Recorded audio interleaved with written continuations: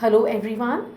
This video we will speak about the consonant blends, what we mean by consonant blends. But before we get on to our consonant blends, there are 5 very special letter sounds which help us to blend and read. So we'll do a quick recap of our 5 very special letter sounds, which is known as our short vowel sounds. Okay, so recollect the small little phrase Andy, the cute little elephant, okay? So, Andy, elephant in orange underpants. Andy, elephant in or orange underpants, okay? So, these are the sounds of our short vowels.